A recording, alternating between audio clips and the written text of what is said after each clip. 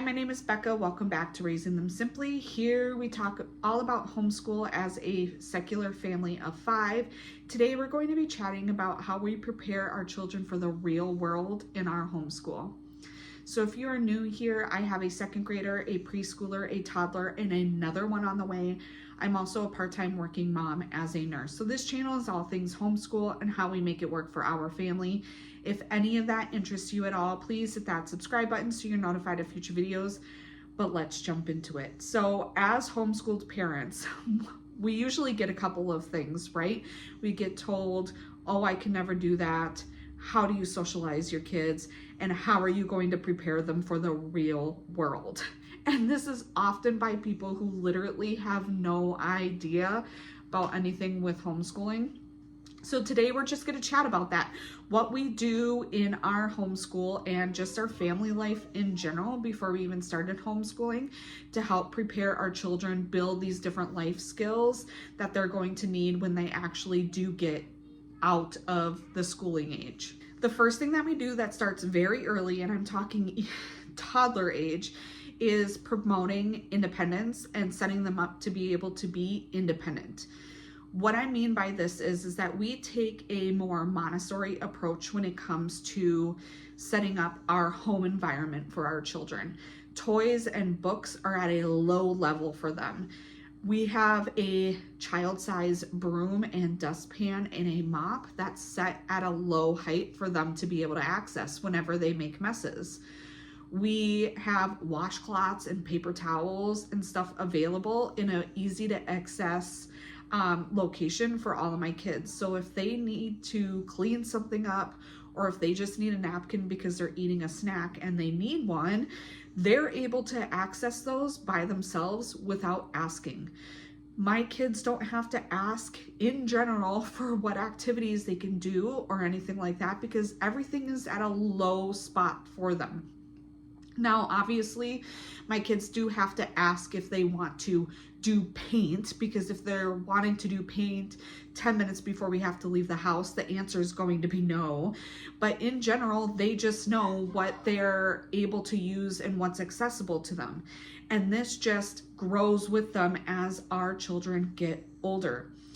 We allow them to have the free time to be able to make these different decisions as well, to help promote that independence and making them feel like they are decision makers in their own life within a certain capacity. If you think about it, if you went to public school, you're aware of this, but from a very early age, once you started kindergarten, you were told when you had to wake up, when you had to be at school, what subject you had to do first, what activity you had to go to next, what time, all of these things were your entire life was dictated for you.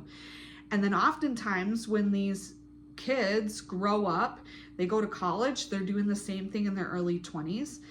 But more and more we're seeing this kind of cultural shift, right? Especially with people who want to have a more work-life balance. Maybe they are nurses like myself who work part-time and they don't work a Monday through Friday job. And then they have this overwhelming feeling of they don't know what to do because they have time that's not dictated for them, right? Then they feel overwhelmed because they have this abundance of time that they are not prepared to know what to do with.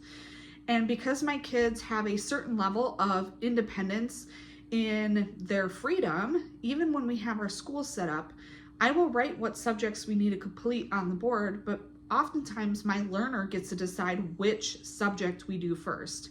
It gives them some autonomy when it comes to even their education. And this stuff all sets them up for success when it comes to time management skills and all that includes that they're going to need when they're an adult.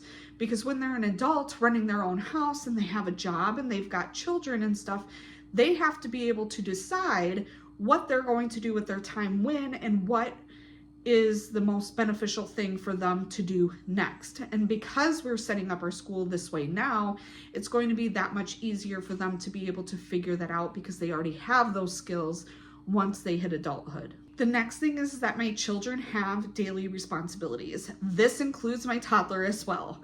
In the morning, they know that they have to brush their teeth, they have to get dressed, they have to pick up all their dirty clothes off the floor and put it in the basket. They know that they have to brush their hair. The children who feed the dog know that they have to feed the dog. My son knows that he has to empty the dishwasher so that way I can load it after breakfast. My son is also starting to do some other things, like he's the one taking his laundry out of the dryer, even though I'm the one washing it. My toddler and my preschooler put their own laundry away. I do not fold my kids' laundry. I will sort out my toddler's laundry into different categories, and then she puts it in the correct drawer, but she's responsible for doing that herself. Right on time, my toddler just came up and said, "Mommy, I picked up my mess," and put her napkin in the garbage. So set up your kids for independence. Truly, it really helps. But as I was saying, my toddler, I will put her clothes into different categories, and then she has to put it in the correct drawer, but it's her responsibility to put her clothes away. Of course, there's little things as well, like when we walk into the house, they take off their shoes, they put their shoes on the shoe rack. If they play with the puzzle on the floor, they have to pick up all the puzzle pieces when they're done with it. Some of this does take time, and sometimes it's just easier for me to do it myself, right? But I'm taking away an opportunity for my children to learn and grow by doing that. And so I make sure that my children are involved in everyday tasks. Even if, for example, the living room has toys and stuff all over it because they were having a great time and I wanted them to just do that play, when it's time for it to be cleaned up, I'll say, "Okay, guys, it's time to pick up your mess." They have to participate in that, even if they don't want to in that moment. And sometimes when they're not wanting to participate in that, I will say, "You know what? We're a family here and we work together. I did not make this mess, but I will help you clean it up, but you have to participate in it too." And as long as I am participating in it in a kind and grateful way, I'm not grumbling about it. I'm not complaining about the mess that they made. I'm just saying, "Hey, look, we all share this space, so we need to all clean it up together." They all participate in it and it goes really well for us. Another thing that I make my children do is that they're responsible for speaking to the adults about certain things when we are in public. How many adults do you know have some anxiety when it comes to scheduling doctor's appointments or calling anyone or asking for anything in public? I know a lot of them. I do not want to set up my kids that way. So if we are in public, for example, and we are at the library, this just happened the other day where we're reading a book and one of the books was torn pretty severely. A bunch of the words were ripped out and you couldn't read the book. My daughter is the one who picked that book off the shelf. So I told her, "Okay, we need to take this book to the librarian to let her know that this book is ruined, so that way they can fix that and maybe get a new book for the shelf." She was hesitant and did not want to do that because it seemed a little scary for her, which I understand. I just said, "Hey, look, I'll walk with you, but you found this book, so it's your responsibility to bring this to the librarian so that they're aware of it." And I will tell her, all you have to say is, "Miss Megan, I found this book and it is ripped. Are you able to fix it or look at it for me, please?" And I give her that example for what she needs to say, and then she will bring the book up to the librarian, and oftentimes it's a very quiet whisper.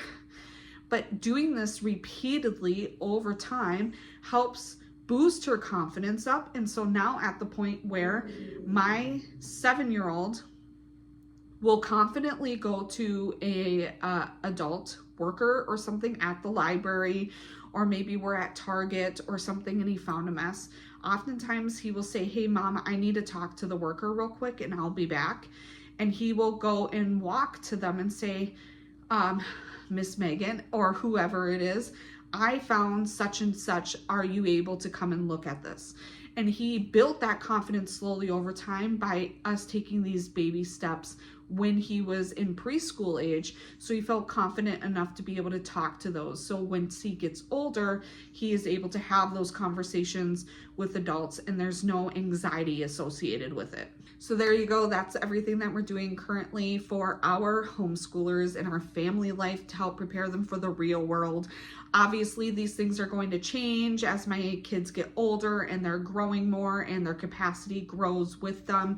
But these have been really great ways, and we've been seeing some of the fruit of this labor from my oldest by implementing these.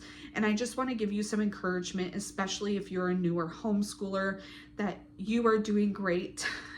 Sometimes it's difficult, especially if you have people around you who are making you feel like you're less than, or you can't possibly do enough for your kids because they're not in the public school system or in a traditional school system.